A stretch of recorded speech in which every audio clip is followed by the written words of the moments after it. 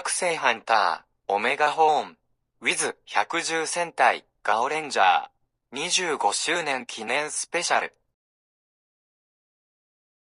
Heading off to the third part of this story, now shifting to a Wild West town in the United States where various Kakuzyu hunters are battling against the members of the Ibar Alliance. Burzer the Flying Guide with her Hikaku, Genu the Shattering Calamity with his Saikaku, and Raiji the Iron Wall with his Hekikaku. However, those Class A horn beasts get defeated by the trio, resulting their Agorgirs to be flung out of their Omega horns and into the hands of the Alliance, who tell the citizens to swear their allegiance to them and their leader, Ibar the Absolute Despair, who will become saviors to those people along with many from around the world, and if they do join the organization, the Alliance will give them back their Kakuzyu as an exchange.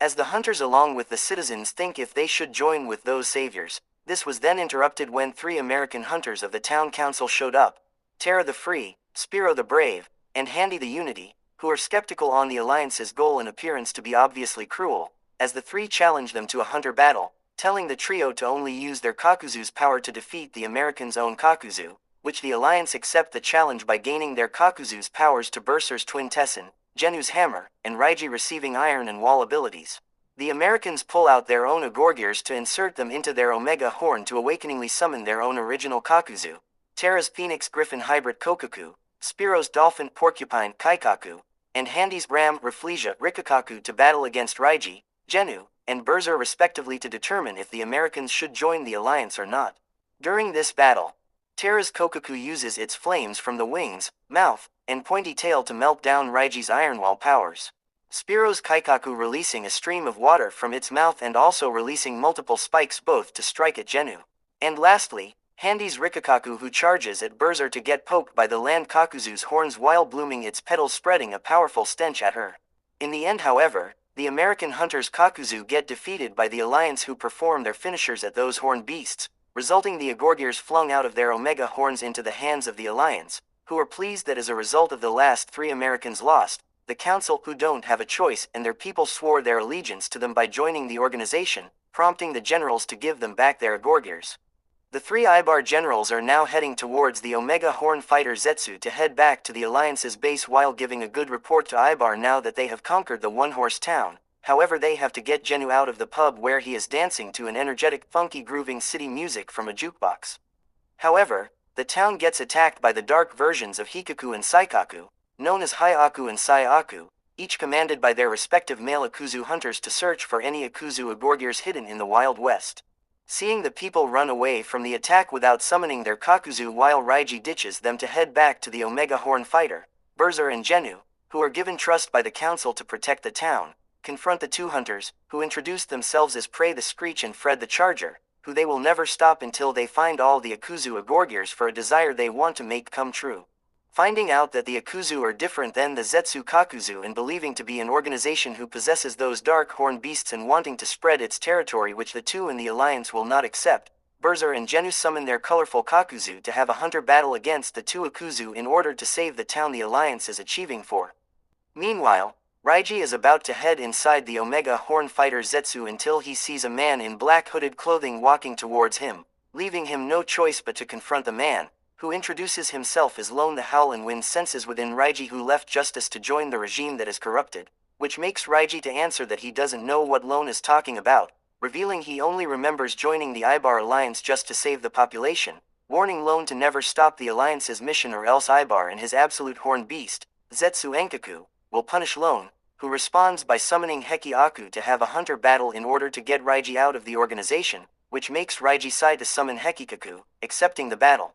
Back at the town, Hikaku and Saikaku have gained the upper hand against their dark counterparts, as Burzer and Genu mock Prey and Fred if that's the best they can do, for wasting the generals of Ibar's time.